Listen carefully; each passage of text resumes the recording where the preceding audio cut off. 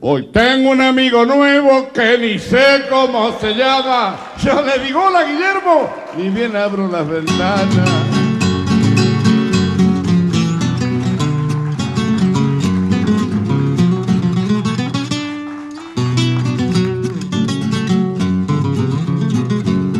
Hoy tengo un amigo nuevo que ni sé cómo se llama. Yo le digo hola Guillermo y bien abro las ventanas.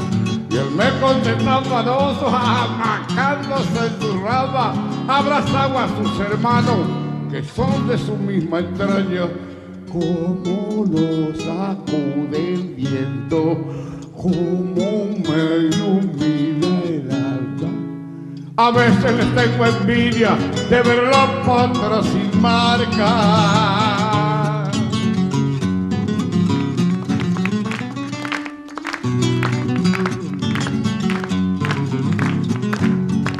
Verlo como se amaca coqueteándole a otra rama me hace acordar de mis tiempos, bailarín de madrugada.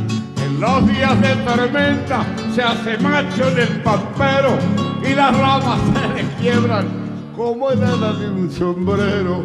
Arbolito compañero, vecino de mi ventana, si el mate se me hace amargo, dame tu verdor al alba.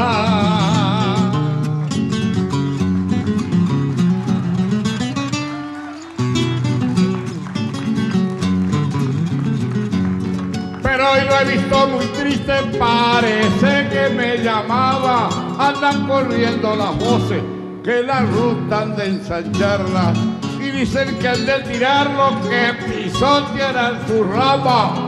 Que viene la carretera y el progreso del mañana. Pobre mi hermano Guillermo, Dios quiera que sean más canas. Si no, con quien te amatear, ni bien abra las ventanas.